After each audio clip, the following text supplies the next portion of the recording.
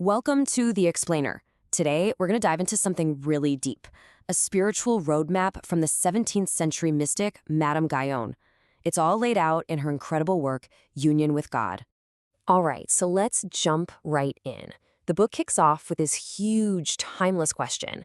How can someone like you or me, a flawed, imperfect human being, possibly unite with a perfect, divine being? I mean, it sounds kind of impossible, doesn't it? But here's the thing. Madame Guyon's answer isn't some simple belief you just accept. Nope. She lays out this intense, step-by-step journey. It's psychological. It's spiritual. It's not about what you believe. It's all about what you go through. So, the very first step on this path, it's pretty radical. It's not about looking up to the heavens for some sign. It's about turning your attention completely, and I mean completely, inward. This whole journey really gets going with what she calls a rebirth. And look, this isn't just some fancy metaphor. She's talking about a fundamental rewiring of your entire being, a massive shift where your spirit gets, activated, and you just stop looking for answers in the outside world.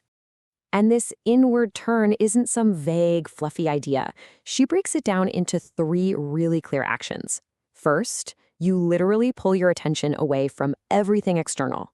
Second, you point that focus inward, right to the center of your being. And third, and this is key, you just yield.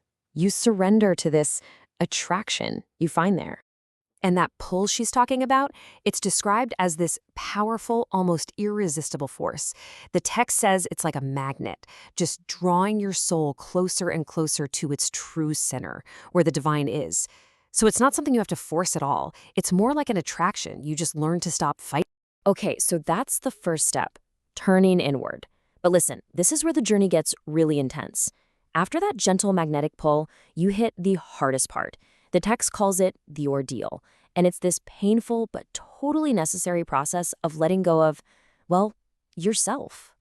And this isn't just one bad day. We're talking about a whole series of deep, profound trials. It's where the very structure of your ego, your talents, even your own personal will, it all gets systematically taken apart. In modern terms, you might call it a kind of ego death. It's a complete deconstruction of the person you thought you were. And here's the crazy part, the big paradox. As you go deeper into this, you don't feel stronger or more enlightened. Not at all. You feel totally powerless. Old habits and weaknesses you thought you'd beaten, they come roaring back. It feels like you've lost all your progress, like you're back at square one. The whole experience is so disorienting, so incredibly frustrating, that the text actually quotes this famous line from the Bible to capture the feeling. I do not do what I want, but I do the very thing I hate. It's that feeling of being completely out of control of your own self. And this is where the big twist of the ordeal is revealed. That force that feels like your worst enemy, the one that's breaking you down, showing you every single one of your flaws, it turns out that's actually the divine presence itself, guiding the whole purification process. The enemy is really your friend in a very convincing disguise. That after this complete demolition of the self, what Guyon calls a death, the journey takes its most profound turn yet. This isn't about getting better or recovering. This is a resurrection. See, the old self isn't just repaired or patched up, it's gone. And from the very center of your being, a totally new life, one that's animated by the divine, starts to emerge.